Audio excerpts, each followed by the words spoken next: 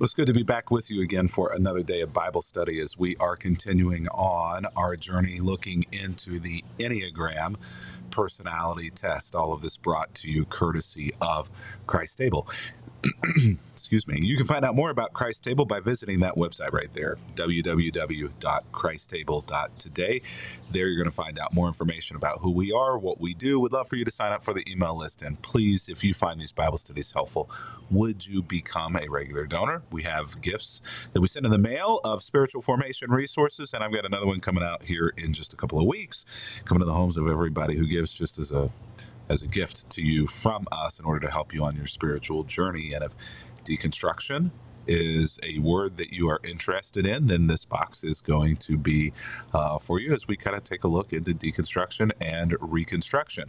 But we are still in the middle of our BU study of 36 characters in the Bible and their personalities. You can dig more deeply into this Bible study by visiting that URL, go.christtable.today/BU. You're going to find resources there to help you with this study. For one, you're going to find a list of all of the Bible readings for every day of the study, and we still have a couple of weeks left in the study. You're also going to find an Enneagram personality test there, so that if you are not already aware of what your personality type is, this will help you figure out what your personality type is. And you can take that test and figure out whether you're a 1, 2, 3, 4, all the way to 9. There's also a link there to Ian Crone's book, which will help you understand much better the Enneagram, the road back to you. And the great thing about that book is we're discussing it every Wednesday night. So we'd love for you to join us tomorrow night if you're watching this live or on the same day it's recorded. Tomorrow night at 8 o'clock Eastern Time, we'll gather together by Zoom. You can get there simply by going to go.christtable.today/discuss. We'll be talking about the type 5 investigator personality. I would love to have you join us. You can download the book on our site, on the BU site. You can also just join us, even if you've not read the chapter, to have a conversation about type 5 investigators, and it should be a very interesting conversation. Let's dig in. Today, we come to a female type 5 investigator, and unfortunately, traditionally, women have not been seen as being valuable type 5 personalities. Type 5 personalities are the researchers. They are, and I don't mean this negatively, they are the know-it-alls, the people who spend the time and the energy that is necessary to get a complete grasp of a subject in a very knowledgeable and academic way. And traditionally, unfortunately, in society, which that has changed and is changing, not so quickly in the church, unfortunately, has been something that's been more in the realm of seeing men as being educated and knowledgeable rather than women. And so I'm so glad to have Priscilla, a woman, be in our study of a type 5 investigator this week. So if you want to know what a type 5 is, their basic desire is to be independent and capable, and knowledge and learning as much about everything as possible is the way that they feel that they can become independent and capable. Their biggest fear, though, is being incompetent, being seen as being stupid in any given subject, or being absolutely helpless because they should have known something that they didn't know. Deadly sin is greed. And you might be a 5 if you are curious, if you're emotionally detached, if you're independent, secretive, if the word researcher, critical, modest, analytical, or innovative, or focused describes you, you might be a type 5, or if other people use those words to describe you, you might be a type 5. So one of the things, like I said, that I think is important for us to remember as we jump into this today is that women can know things. Women can know things that men don't know. Women can know more things than men know. And it seems almost sexist to even say it, but I feel as though I have to, because in society in general, but especially in the church, in fact, I was listening to a whole bunch of people in a denomination argue it ad nauseum last week, as though it was the Middle Ages and women were supposed to be barefoot and in the kitchen arguing about whether or not women can know things and should be in ministry or what. It just It's ridiculous. It's ungodly. The Bible is very clear on these things. Women can know things, and I might add, women can do things, and women are equal in all ways to men. So let's start there. Acts chapter 18. I'm going to jump around a little bit because there's a lot of detail in this story. So I'm going to focus on just the parts that involve Priscilla. But I want to encourage you to go and read the whole chapter. So, verse 1, then Paul leaves Athens and goes to Corinth. He is on what we call a missionary journey, taking his understanding, his knowledge of Jesus being the fulfillment of the Old Testament prophecies. He's taking it to other Jewish congregations in and around the Middle East. And so this is what we call a missionary journey. And so this is the record of him going from synagogue to synagogue, from Jewish learning center to Jewish learning center, explaining to them that Jesus is the fulfillment of the hopes of Judaism. So Paul leaves Athens and goes to Corinth, and there he became acquainted with a Jew named Aquila, born in Pontus, who had recently arrived from Italy with his wife Priscilla. So here we go. Priscilla. They had left Italy when Claudius Caesar deported all of the Jews from Rome. So Paul lived and worked with them, which is a sign of respect, for they were tent makers just as he was. So there are a lot of parallels here between Priscilla and Aquila and Paul. You might even say that Aquila was another version of Paul in a lot of ways. And you would say that maybe Priscilla is something of a female version of Paul. Each Sabbath found Paul at the synagogue trying to convince the Jews and the Greeks alike, as I've said, that Jesus was the Messiah. And after Silas and Timothy came down from Macedonia, Paul spent all of his time preaching the word, and he testified to the Jews that Jesus was the Messiah. But Paul oftentimes doesn't get very far with that because it was an offensive understanding of the Old Testament in their minds. But when they opposed and insulted him, Paul shook the dust from his clothes and said, "Your blood is upon your own hands. I'm innocent. From now on, I will go and preach to the Gentiles." And this is exactly what Paul does. He leaves there. He travels now to other cities. In fact, specifically, he's going to find himself in Corinth. So Paul stays in Corinth for some time after that. Then he says goodbye to the brothers and sisters and goes to nearby Cenchrea. There he shaved his head according to Jewish custom, marking the end of a vow. Then he set sail for Syria, taking Priscilla and Aquila with him.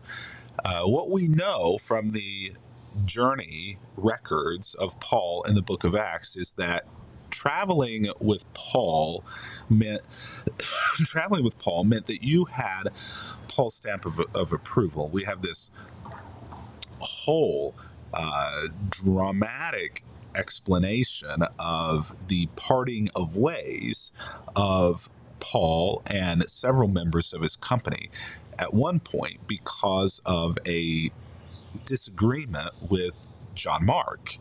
And so we know that Paul, essentially, you were either with him or you were not going on these journeys with him. He needed the people alongside of him who were the most in his corner, who were the most supportive, who were the most helpful. And in general, that meant with Paul that you were the most knowledgeable, that you understood what Paul was trying to do, what he was trying to teach, and that you could do the same. So the fact that Paul takes Aquila with him is a note of how really upper level, next level Aquila is. But Priscilla,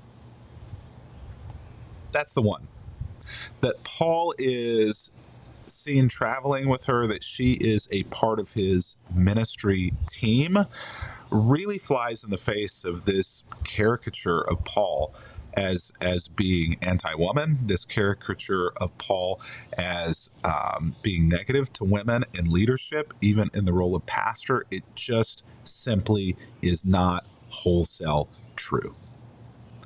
It's false. And anyone who tells you that isn't really reading or understanding the record or the culture or specifically what Paul says. Because Paul not just Jesus, but also Paul, is consistently elevating and allowing women. And this proves it. So he set sail for Syria, taking Priscilla and Aquila with him. And the understanding, the expectation is that Priscilla is personally involved in doing the ministry. She would not have been allowed to be along for the journey unless she were, which means that she understood the Old Testament in the same way Paul did. She also understands Jesus as being the fulfillment to the Old Testament, the hope of the entire Jewish race of the Israelites, just like Paul does. So now they are on their ministry journey together. Meanwhile, a Jew named Apollos, an eloquent speaker who knew the scriptures well, had arrived in Ephesus from Alexandria in Egypt, which means that he was well educated. The Alexandria of Egypt is the Alexandria with the great library of the world. And so it was a very revered and powerful center of learning in the ancient world. He had been taught the way of the Lord, though, in addition to all of the other things that he had been taught. And he taught others about Jesus with an enthusiastic spirit and with accuracy. Now, it's interesting, though, what's going to happen here, because we might think that this is enough. He has both an enthusiastic spirit, and he also is teaching with accuracy. But the next verse says, however. He only knew about John's baptism. So he's teaching with accuracy, but there were things that he did not know. And this is where we now see a dovetail with the type 5, because now type 5's radar is going off and thinking, there is someone who doesn't know something. I might be able to solve this. Why? Because type 5's know everything. Knowledge is power to a 5, right? So when Priscilla and Aquila heard him preaching boldly in the synagogue, they take him aside and say, let me explain the way of God to you even more accurately. Let me fill you in on the things that you don't yet know or understand.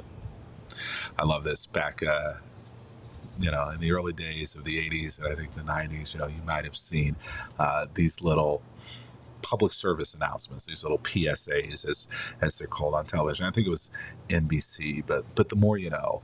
And I remember that little star across the screen with a rainbow going across it, and I can even probably sing the jingle for you, the more you know. And it was an attempt to help kids, help people who are watching know something, to educate them. And I don't think that we should discount the importance of knowledge. I know that yesterday, whenever we talked about Nicodemus, we talked about the fact that knowledge isn't enough.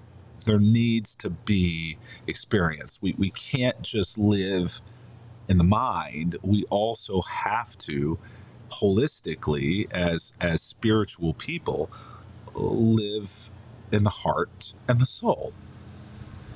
But I don't want to imply that knowledge is not important, because Priscilla is a reminder to us of the importance and the power of knowledge. And so do not discount the importance of knowledge. There are some whose faith is all experience, is all feeling, is all heart and soul. And that's the rut on the other side of the road, right? It's not as though there's not great value there, but how much more valuable to bring knowledge and strength foundationally to the heart and the soul, to the experiential, to the feelings. And so just as much as Nicodemus needed to engage his heart and his soul, there are some who need to engage their mind. And do not discount the importance of knowledge. And I love that Priscilla is the example here of engaging the mind even more accurately, as it says there in Acts chapter 18. And so I think it's important for us, especially for type 5s, to dare to share. Don't hoard like a dragon. And this I'm speaking directly to type 5s, because this is one of the great dangers for a type 5, is that they will learn everything that they can and become true experts on certain or all subject matters that they care to give their mind to. And in the spiritual realm, that would be God and the Bible and what everybody is thinking and saying, and all the nuances of Scripture and what people have thought over the years about it, and will become true libraries of Alexandria on theology and the way of faith, and then keep it to themselves in order to control, in order to be seen as being knowledgeable, to be seen as being wise, or simply to fulfill their own desire for self-sufficiency, but not to fulfill any of the call of responsibility of those who are followers of Christ to share the good news with other people. It's your responsibility to share, as Priscilla did, to help bring others along. Do not hoard what you know for power, for control, or for selfish reasons. Open-handed. The Christian faith is an open-handed faith. And if you're withholding what you know, not only are you not being open-handed, but I don't think you're fulfilling the call and responsibility of a Christian. Be a Priscilla. Until tomorrow, happy reading.